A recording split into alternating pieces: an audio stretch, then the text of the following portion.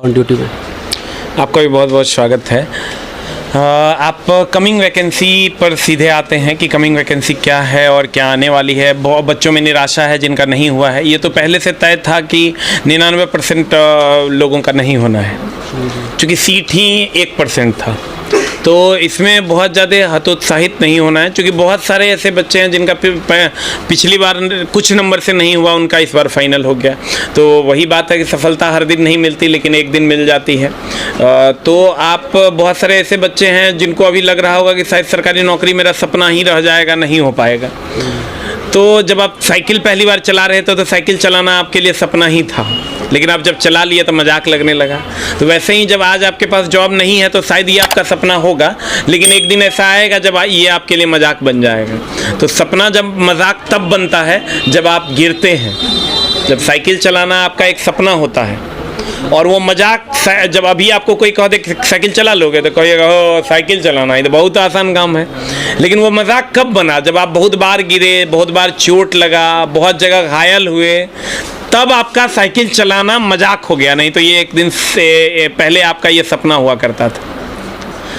तो आपके लिए यही समझिए कि आप नहीं चलाना जान रहे थे, अब आप चलाना है, आपको चलाना है आपको। तो कहने का मतलब ये हुआ कि अगर आप साइकिल चलाना चाहते हैं तो गिरना पड़ेगा, फिर गिर के संभलना पड़ेगा, और तब ये चीज़ें आपके लिए बहुत आसान हो जाती हैं। तो मेरे दोस्त, आप यही समझिए कि आप साइकिल चला रहे थे और गिर गए। अब उठिए, संभलिए, और जो काम एकदम लग रहा है कि नहीं हो पाएगा उसको मजाक बना दीजिए।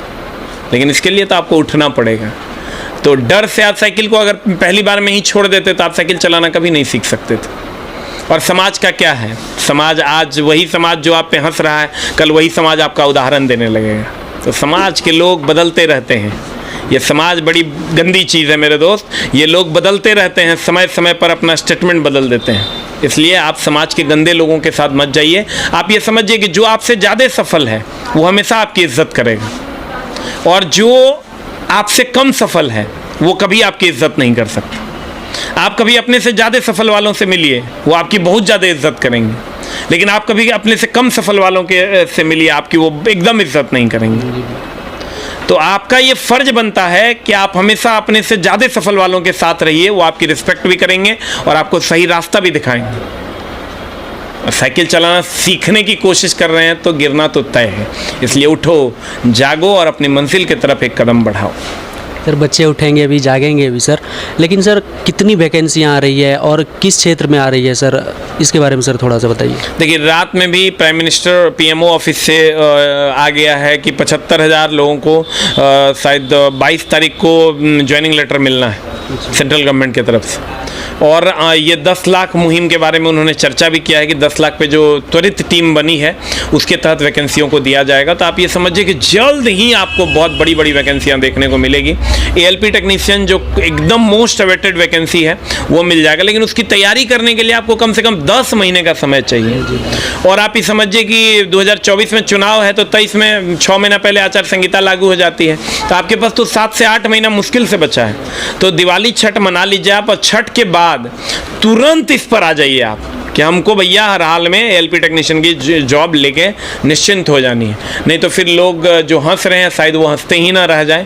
तो इसके लिए आपको उठना होगा, संभलना होगा, फिर से पैडल पे पैर रखना होगा और चलना सीखना होगा। सर, इस बार ऐसा देखा गया कि ग्रुप डी और NTPC का लेवल सर एग्ज़ाम का थोड़ा सा अप था प्रीवियस ईयर के कंपैरिजन में। तो सर उस अकॉर्डिंग, आपके अकॉर्डिंग सर किस तरह से तैयारियां करनी चाहिए आगे के लिए? देखिए, अब पहले क्या था ना कि आप खाली टेस्ट मार लीजिए, रट फट लीजिए, आपका रिजल्ट हो जाता था। लेकिन अब आपको कॉन्सेप्चुअली चीज़ों को समझना होगा। अगर आपका कॉन्सेप्ट क्लियर है तो आप एग्ज़ाम क्वालिफाई कर जाओगे। कॉन्सेप्ट नहीं है तो क्वालिफाई नहीं कर पाओगे। एक लाइन का बात है, कॉन्सेप्ट ही आपको क्वालिफाई करवा सकता है। तो आप उठिए और अपने कॉन्सेप्ट को ठीक कीजिए। वो रट्टा मारने से, ABCD करने से आपका काम नहीं होना है। आप अपने कॉन्सेप्ट को ठीक कीजिए, आप ज़रूर क्वालिफाई कीजिएगा और एक दिन मिठाई खिलाइएगा। और सर ALP और टेक्नीशियन की जो वैकेंसी आ रही है सर, इसमें कहीं ना कहीं सर ITI का रोल बहुत बड़ा होता है, तो मेजर रोल प्ले करता है सर ITI। तो अभी जो बच्चे ITI नहीं किए हैं वो सर ITI अगर करे तो अगले वैकेंसी में उसे काम आ सकती है? 100% नहीं कह सकते। 100% नहीं कह सकता। अगर वैकेंसी जल्दी आ गई तो फिर उनका काम नहीं आएगा, लेकिन एक सेफ हैंड आपको बना लेना चाहिए कि आपको ITI कर लेना चाहिए। हो सकता है इस वैकेंसी में नहीं करेगा, अगली वैकेंसी में करेगा, एक सेफ हैंड आपका होगा। हम ITI का शायद इसी वीक में लास्ट डेट है, तो जो लोग करना चाहते हैं अभी कर लीजिए। हम लोग का भी कॉलेज है तो वहाँ से भी बहुत सारे बच्चे करते हैं। कोशिश कीजिए जो सेलेक्टेड जिस पर आपको बिलीव हो वहीं से करें, क्योंकि कॉलेज की बहुत सारे बच्चे आते हैं, कॉलेज की मान्यता नहीं है, कॉलेज एडमिशन ले लिया है, तो वहाँ पर दिक्कतें होंगी। जो आपका जान पहचान का है या जिस पर आपको फेथ है, आप वहाँ से ITI जरूर कर लें। अच्छा सर, एक सेफ हैंड आप बिहार और उत्तर प्रदेश के बच्चों के लिए एक सेफ हैंड है, क्योंकि उनका इंग्लिश थोड़ा कमज़ोर होता है, तो वहाँ पर आपको एक सेफ हैंड मिलेगा। अच्छा सर, एक चीज़ और कहा जा रहा है कि अगर इन सब वैकेंसियों की तैयारियां हम करते हैं अगर रेलवे में, तो सर 1 वर्ष की जो कोर्स होती है ITI में, वो करना सर बेटर रहेगा अभी के लिए सर, या फिर 2 वर्ष का कोर्स ही करें? देखिए, आपकी उम्र अगर 25 जनरल में 25 से कम और OBC में 27 से कम है तो 2 वर्षीय कीजिए।